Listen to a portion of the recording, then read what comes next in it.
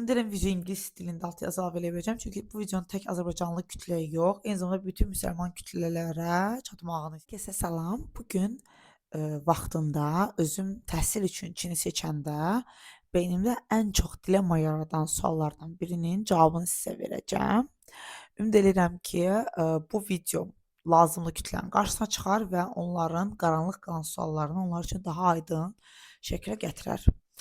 Bir müsəlman olaraq Çində oxumaq çətindirmi?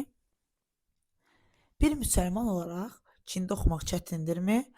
Müsəlmanlar Çində hər hansı bir təzyiqə məruz qalırmı? Ya yox. Bugünkü videoda bundan danışacağıq. Ümumiyyətlə Çində biz Çin müsəlmanlarından bu videoda mən danışmayacağam. Mən danışacağam xarici, müsəlman bir xaricinin Çinə gedəndə yaşadığı təcrübədən, yaşadıqlarından. Çünki mən Çin Xalq Respublikasının vətəndaşı deyiləm. Mən onlarla, öz vətəndaşları arasında olan problemlərdən danışmıram və bu barədə heç bir fikir yürütmürəm. Mənim yürütdüyüm fikir Azərbaycanlıların, türklərin, müsəlmanların ümumiyyətlə Çində, yəni müsəlman olaraq Çinə gedərkən üzləşdiyi hər hansı bir problemləri üzləşirlərmi? Problemlər nədə ortaya çıxır və bundandır, bu barədədir. Və ümid edirəm ki, bu videoda mənim fikrimi tam ətraflı anlayacaqsınız. Birinci, siz müsəlmansınız və Çinə getmisinizsə, sizin qida probleminiz olmayacaq. Çünki Çində bir demək olar bütün universitetlərin halal bufeti olur. Yəni halal qida məktəb tərəfindən təmin olunur. Gedəndə zaten görürsünüz ki, pişirənlər də Uyğur xalalardır, Uyğur əmilərdir. Yəni ətin kəsimi, çünki halal qida deyəndə təkcə donuz ətin olmaması nəzərdə tutulmur. Burada ətin kəsimi məsələsi var. Bunların hamısı mənə əyandır. Yəni bir müsəlman olaraq bunları tam dəqiqliklə bilirəm və tam dəqiqliklə də əməl edirəm. Ona görə yəni biz əgər kitab əhlindən olmayanların yeməklərini yeyiriksə, biz burada yəni ətin kəsimini filan hamısını, yəni biz ətin kitab əhli olmayan zaten ətini yeyə bilmərik də. Kitab əhli olmayanın kəsdiyi əti yeyə bilmirik. Ona görə yəni sadəcə olaraq donuz əti yemirəm deyən müsəlmanlardan deyirəm, yəni tam dəqiqliyinə məlumat verəcəm. Demək, bəs bufetdən başqa mən özüm yemək bişirmək istəmirsə mən nə etməliyəm? Bilin ki, bütün məscidlərin yanında bir qəssab olur və bu məscid yanında fəaliyyət göstərən qəssab ya Uyğur olur, ya Çin xoyələrindən olur, yəni Çin müsəlmanlarından olur. Ona görə siz rahatlıqla gedib əti oradan ala bilirsiniz. Bəs hər yerdə məscid tapa bilirəmmi? Məscid belə deyək də Şanxayda çox tapılandı, çox var. Məsələn, biz o vaxtı mən Fudanda oxuyanda, Fudancıdan orada bir neçə universitet vardı və onların Tongjidə yaxın idi. Və onlara yaxın bir məscid var idi. Metroya da minəndə bir neçə stansiya aralıda, yəni yarım saat hardasa bir yol gedəndən sonra başqa bir məscid də var idi. Yəni məscidlər var. Velosiped sürə bilirsinizsə tez çata bilərsiniz. Sizin universitetə yaxın məscidə. Bizdə zaten orada cümə namazına bütün özbəklər, namaz qılanları, Pakistanlılar gedirlər. Bu arada Pakistanlılar Çində həddən artıq çoxdur, xarici tərbiyə olaraq. Bu da yəni müsəlman tələbələri olan belə deyim də hörməti çoxaldır və onların burada olduğunu nəzərə almağa başlayırlar. İkinci bir məsələ, yəni qidadan başqa mən görürsünüz ki, başımı örtürəm və hicabdayam və mən zaten Çinə gedəndə hicabda getmişəm. Çinlilər buna münasibətləri nədir? Çinlilər sizin dini mənsubiyyətinizə çox hörmət eləyirlər. Çinlilər heç vaxt siz məsələn məcbur eləyin bunu donuz əti yesin, belə məntiqdə deyirlər, yəni Çinlilər. Çinlilər sizin dini mənsubiyyətinizə hörmət eləyirlər, Çinlilər sizin ibadət etmənizə hörmət eləyirlər. Məsələn, mən universitetdə olduğum vaxtda namaz vaxtı elə olur ki, dərslər dalbadal düşür və namazı orada qılmalı olur. Yəni belə bir şeylər olur. Xalçana götürürsən, zaten baş bağlayan.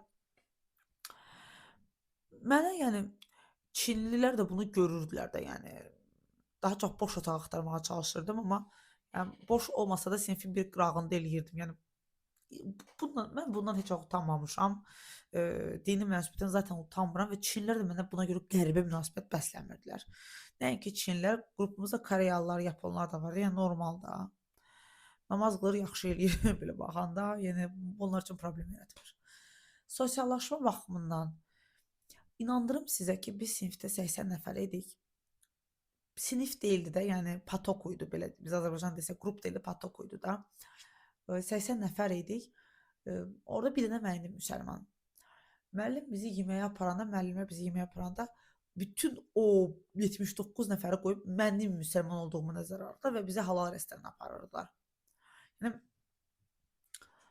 mənim diplom rəhbərim bizi yeməyə dəvət edəndə mənə demişdi ki, yəni ət sənin üçün problemdir, mən bilirəm. Ona görə əti sən al gəl. Yəni mən onu şey eləməyim, qarışmaq istəmirəm. Yəni əti sən al.